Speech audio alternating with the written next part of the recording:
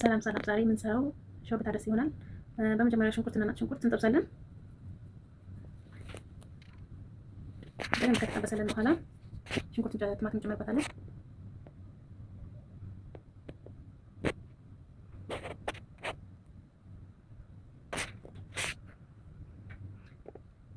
ከዛም ካሮትና ድንች እንጨምርበታለን።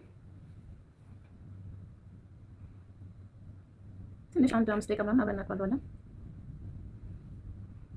ቅመሞች ካሪ፣ ከሙን፣ ፍልፍል አስወድ፣ እርድ አው ኩርኩም እንጨምርና በደንብ እናማስላለን። ከዛም አጥበን ያዘጋጀነውን ምስር እንጨምርበታለን።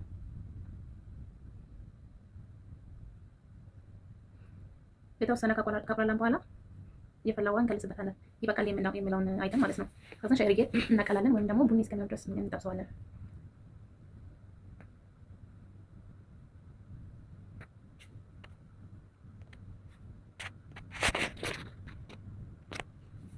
ምስሩ አንድ ላይ ከበሰለልን በኋላ ከካሮትና ከድንች ጋር እንፈጫዋለን በመፍጫ።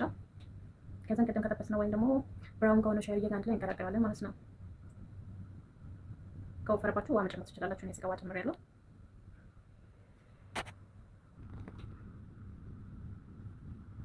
አንድ 15 ደቂቃ እንድንተከተክ እንተዋለን። በመሀል እያመሰልን ማለት ነው።